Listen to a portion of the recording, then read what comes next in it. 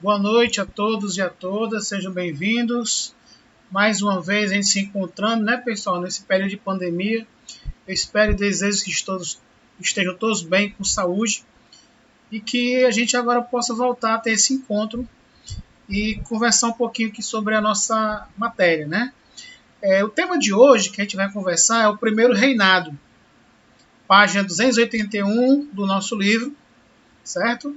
E a gente vai tentar agora mostrar para vocês como ocorreu a formação do primeiro reinado brasileiro, correto? A gente percebe aqui, pessoal, nesse momento, que o Brasil tinha alguns desafios para garantir a sua independência de fato. Primeiramente, possibilidade de perder alguns territórios, né? Ou seja, algumas províncias, algumas regiões que não aceitavam e não aceitaram as ordens de Dom Pedro I. Segundo, o objetivo também grande seria construir o Estado Nacional Brasileiro, ou seja, manter a unidade territorial, construir um Estado politicamente reconhecido. O fato do Dom Pedro I ter se mantido no comando do país já garantiu uma certa estabilidade, né? Porque foi reconhecido internacionalmente. Não houve nenhuma invasão, não houve nenhum golpe, né? Então ele permaneceu no poder. O segundo é esse reconhecimento que tinha que partir primeiramente de quem havia colonizado o Brasil, no caso Portugal. Para em seguida, em sequência, né, os outros países que logicamente tinham interesse no Brasil, na nossa independência, no nosso mercado, eles acabassem, né, entrando também com as suas mercadorias aqui no nosso território. E segundo, mas em quarto e último lugar, a organização da nossa economia, que era a economia rural, agrícola, né? A gente vivia muito ainda de importação e os nossos produtos de exportação eram poucos, eram minguados. Vejamos aqui a questão da manutenção do nosso território. Primeiramente, pessoal, o Dom Pedro I, quando ele declarou a independência do Brasil, ele não foi unanimidade, né? Havia uma discordância, principalmente das lideranças portuguesas, das elites portuguesas que aqui moravam no Brasil ainda. E até mesmo as cortes portuguesas que não aceitaram que o Brasil, colônia, né, que sustentava, bancava praticamente Portugal, se tornasse independente. Então, já houve uma dificuldade, primeiramente, ele angariar essa responsabilidade para si, dizendo às elites que ele tinha condições de governar nosso país. Segundo, os vários conflitos que surgiram internamente e externamente. As guerras, né, de independência nas províncias que não reconheceram o seu governo, e as guerras e conflitos internacionais, que a gente vai falar depois. Exemplos, né, dos conflitos dentro do nosso país foi o Pará, o Piauí, o Maranhão, a Bahia e a Cisplatina, que era um território que havia sido anexado por Portugal para o Brasil, né, desde 1811. Construção de um Estado Nacional. O que é um Estado Nacional, pessoal? É um Estado que tem um governo, tem um território, tem uma população, tá?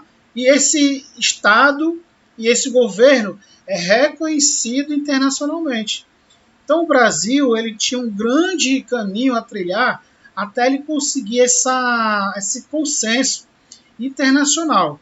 Mas também tinha um trabalho interno, que o Brasil não existia até então. Existia uma colônia que era muito mal vista, por sinal, pelos estrangeiros, pela sua cultura, pelo seu povo, pela sua higiene, né?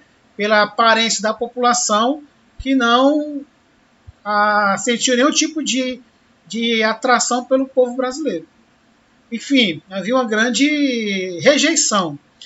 Bom, o Estado Nacional, aqui no nosso script, fala sobre a questão da demarcação territorial, principalmente no século XIX, como é chamado o século dos nacionalismos, né? Do sentimento de construção da pátria. E, para valorizar mais ainda a pátria, existem os símbolos nacionais. Aí um dos grandes exemplos é a bandeira do Brasil. O verde, pessoal, que você se acostumou na sua vida a dizer, o verde representa as matas, o amarelo representa o ouro. Negativo. O verde representa a cor da família de Bragança. a família portuguesa que governava o Brasil. O amarelo, que não é o ouro, são os Habsburgos, que representam a Dona Leopoldina. Você vê que os próprios símbolos da nossa bandeira aí são símbolos ainda relacionados com o nosso passado, com a nossa história. Habsburgo é a cor amarela, tá certo? Bom, mas enfim, o que é uma nação? Nós temos aí um conceito. É um agrupamento político autônomo. São diversas pessoas que ocupam um território. Esse território, pessoal, vocês sabem do Brasil, ele foi conseguido desde seu descobrimento, né? Demarcado, delimitado pelo Tratado de Tordesilhas, século XV. Depois, houve, né, incursões dos bandeirantes em regiões que politicamente, territorialmente pertenciam à Espanha, só que não havia ninguém. O Brasil foi anexando, foi conquistando, não houve reivindicação, reclamação nem nada. E aí o Brasil se tornou esse vasto, esse imenso território, né, continental que nós temos e conhecemos hoje. E essa nação, ela tem que obedecer leis, Constituição, um governo, né, soberano. Então, pessoal, nós temos que ver o seguinte: uma nação, e a pessoa que mora nessa nação, né, ele se torna cidadão. Cidadão é aquela pessoa, aquele indivíduo, aquela pessoa que tem direitos políticos, né, reconhecidos. Muitas vezes no Brasil tinha moradores que não se tornaram cidadãos. Legalmente poderiam ser reconhecidos, porque moravam, nasceram no nosso país, mas politicamente, né, não faziam parte. Exemplo, os índios, os africanos, os escravos, né, eles não eram considerados cidadãos, não tinham direitos políticos. Dom Pedro I, assim que declarou a nossa independência, antes mesmo, né, da verdade, de declarar a nossa independência, já tinha convocado uma Assembleia Nacional Constituinte para elaborar uma Constituição.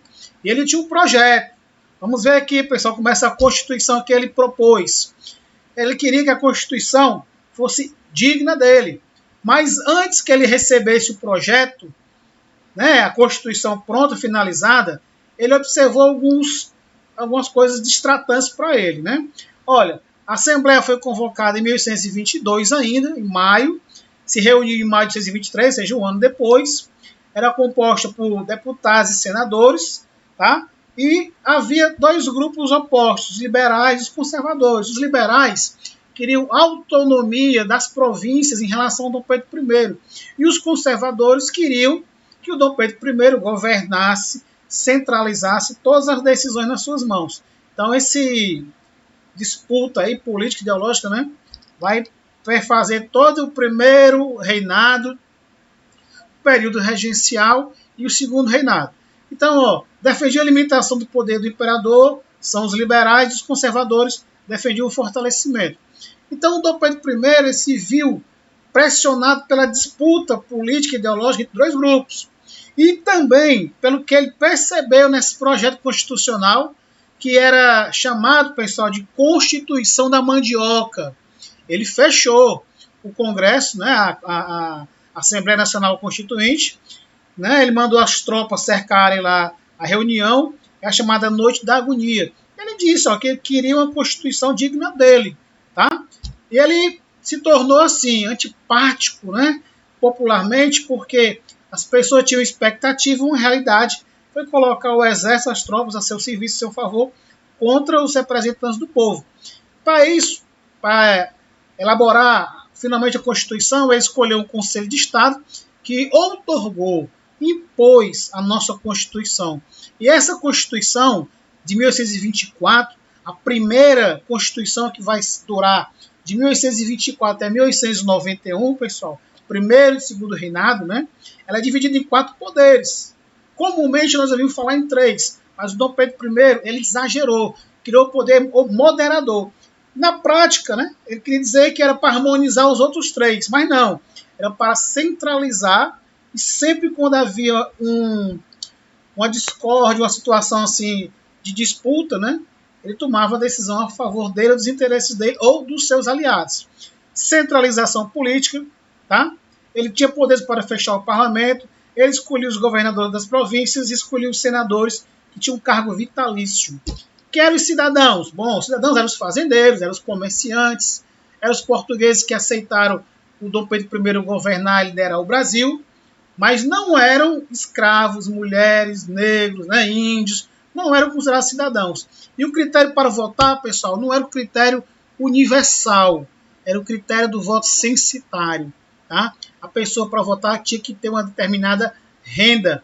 Isso aí excluiu e contrariou, né, a população brasileira, que se viu cada vez mais afastada dessas decisões. Dom Pedro I também decidiu, né, impor a religião católica como uma religião oficial do Brasil, certo?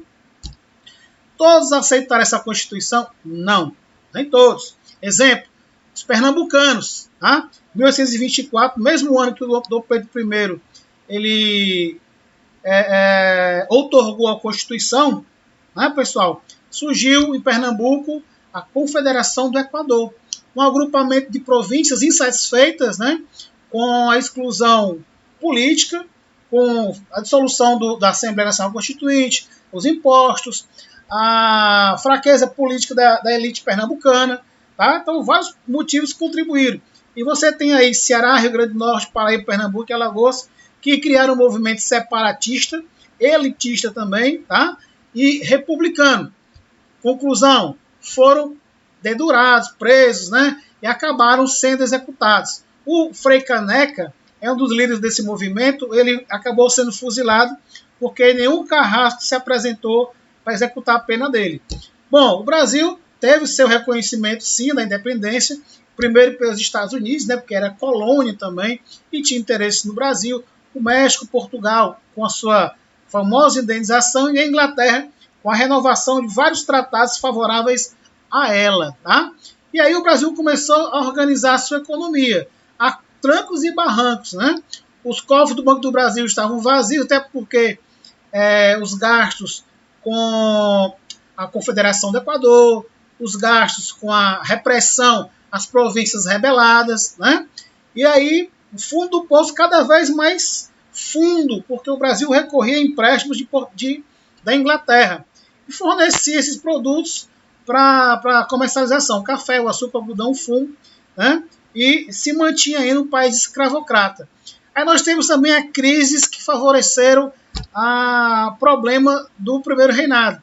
A Guerra da Cisplatina, crise econômica, sucessão no trono português e a crise política. Né? A Cisplatina era uma província que havia sido anexada por Dom João ainda no Brasil, né? Pertencia à Espanha. Depois, com a expulsão dos portugueses do Brasil, eles quiseram se manter unidos a Portugal. Dom Pedro enviou tropas para lá e depois teve que investir no combate contra a autonomia dos rebeldes, né, da província Cisplatina, que acabou sendo anexada pela Argentina. Tá? E aí surgiu mais um desentendimento Brasil e Argentina famoso aqui na região do Prata, né, e na América do Sul. Repercutiu negativamente para o Brasil o fato de Dom Pedro I estar perdendo cada vez mais os territórios que pertenciam, que haviam sido anexados, e com os gastos e despesas da guerra. Isso aí gerou o quê? Uma dívida externa cada vez mais volumosa, gastos dispendiosos com a Confederação do Equador, Guerra da Cisplatina, e o Banco do Brasil não teve como suportar. Sucessão portuguesa também houve problemas. A Dona Maria da Glória era filha do Dom Pedro I, só que era menor, e o Dom Pedro nomeou seu irmão como um responsável enquanto ela era de menor, só que ele deu um golpe, né, e acabou assumindo o trono. E o Dom Pedro I, né, já cheio de problemas também, teve a sua imagem mais uma vez suja, manchada pela questão do caso que ele havia mantendo com a Marquesa de Santos, né, ou seja, a Domitila. Então, cada vez mais ele foi criando um rastro e um gasto de impopularidade, de críticas, né, até que os seus críticos acabaram sendo assassinados. E aí surgiu a acusação sobre o mandante ser o Dom Pedro I. Isso aí fez com que ele ganhasse apoio dos portugueses e ganhasse também uma certa rejeição do trono que ele exercia da comunidade brasileira. tá? Aqui é uma imagem somente para ilustrar o triângulo amoroso real que existiu de fato. O Dom Pedro I abdica do trono em favor do filho dele menor, né? O Dom Pedro II, que ainda tinha 5 anos de idade nessa época, moçada, tá joia? E depois vai iniciar a regência, joia?